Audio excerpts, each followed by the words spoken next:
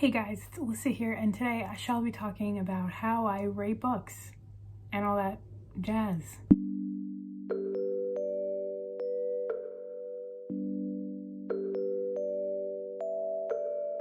In case you are new and don't know how crazy and unexpected this year has been for basically all of us, but including me, this video was supposed to happen in June.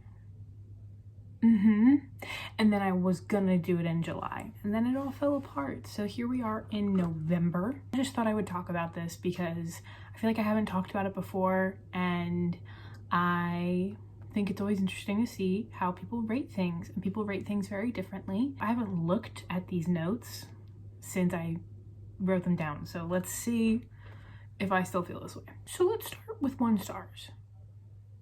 I mean, I think it's pretty self-explanatory. 1 stars are just very, very bad.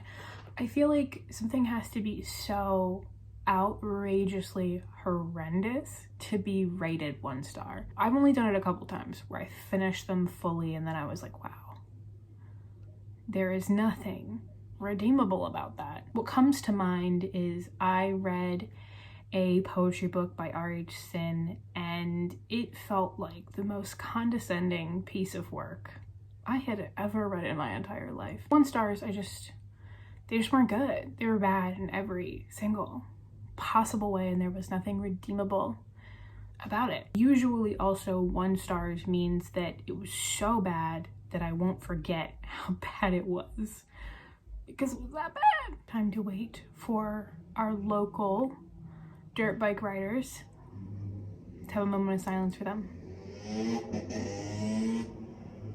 Ooh, they're still here. I would pay money to live in the middle of nowhere.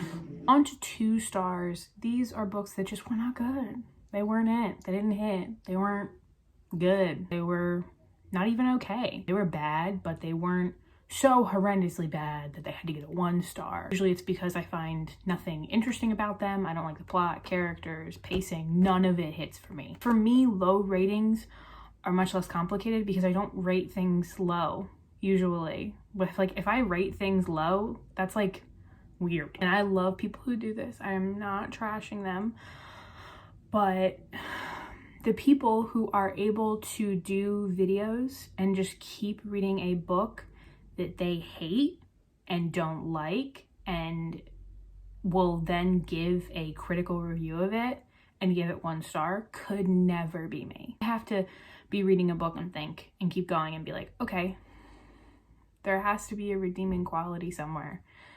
I still have to have hope.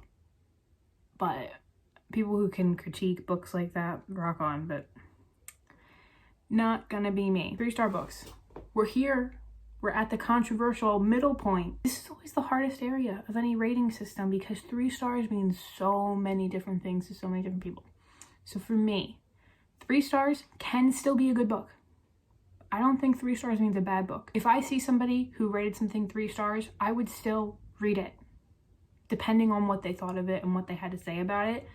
If I see somebody reviewing something and they say, this was 3 stars, I just think it wasn't for me, then I will put it on my list depending on what it's about, because I'm like, well, it might not be for them, but it might be for me, because I don't just watch people who have similar taste as me. I watch some people for pure enjoyment, and then some people for actually like, okay, we have similar reading taste, or our reading taste overlap. 3 stars can still be a good book, and still be a book I even recommend to the right person. It might even be a book where it's like, I know it's not for me. It's not my thing. But for the right person, it could be something. Or it could just mean it's an okay book. It's not bad, it's not horrendous, it's not something where I would say, but it's like a book that I could see somebody somewhere finding more enjoyment out of. Whereas a 2 or 1 star, it's like, I don't think anybody should be reading it. That's just the truth. And usually 3 stars is not something I would consider rereading in the future, unless it was a thing where I read it and I was like, oh, I feel like my reading taste has changed so much since then, and I would maybe enjoy it more now that I'm at this place in my life. A good example of that is The Night Circus by Erin Morgenstern. I believe I gave the book 3 stars. I felt so lackluster about that book, but I was so young when I read it. I read it when it first came out, which means I was so young. I was probably 14, 15.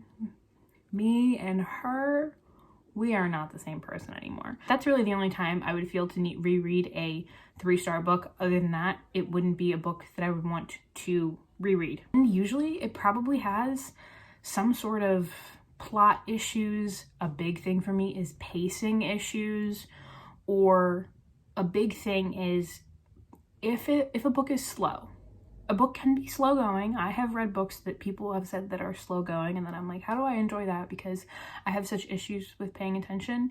It's because I am so enthralled in the characters and the plot. Usually, if it's a 3-star, it'll be like, okay, the pacing was bad, and I couldn't really get into it because the characters weren't that wonderful, or the storyline wasn't that wonderful. I think that's what a 3-star usually means, is that there's no point in that book where I'm impressed. It's just feel like no expectations were exceeded. That's a good way to describe 3 stars for me. It means I could have been happy to participate in reading it, but it doesn't mean that, oh my God, it was impressive and will stick out in my mind. 4 stars. I loved it. I loved it. And some people may also think that this is weird, but I love a 4-star read. It means that I would still recommend it. I still think it's a really, really, really, really, really great book. And I am of the opinion that 4-star books can be a favorite book, but you just had a problem with it, or a couple problems with it. Usually a 4-star means that I loved it, but there was a problem preventing me from rating it 5 stars. So that might be the plot, pacing, characters, I don't know, but it's something that when I look back on it, it sticks out as like, oh, this could have been better. Usually that's what distincts a 4 from a 5, is like, when I look back on it, yeah, I still love it, but do I think back of like that thing where I'm like, ooh, the pacing, ooh, the characters, ooh, the plot, ooh, the ending, you know, something like that. Usually it only has to have like one of those things if it's a 4-star, but like if it's like a 3-star, then it has to have multiple of those things. Or it might also be that a 4-star book is a book that I think was still really, really good, but I just don't have many feelings about. Where it's like, I would even maybe reread a 4-star book, but I just don't have a lot of feelings about a 4-star book. I feel like a 5-star book lately, especially, I'm trying to keep 5 stars about books that I have a lot of feelings about. So 5 stars, here we are, we're at the end. There should be a bigger system, but you know, everybody's too busy to have like a 10-star rating system. I feel like that is too specific. 5 stars is amazing, wonderful, show-stopping, brilliant, out of this world. It is hands down, obviously, a new favorite. It's a book that I put on a shelf in my mind, and then when I look at it on Goodreads or on my shelf or something, I'm like, that book is it, for whatever reason it may be. A book that I want to reread, that I would keep rereading in my lifetime. Like 5 stars that I read when I was a teenager. Would I reread them? Probably not, because we don't have the same taste. But I would still keep it a 5-star because of what it meant to me at the time. And depending on the book, it's probably a book that I would buy.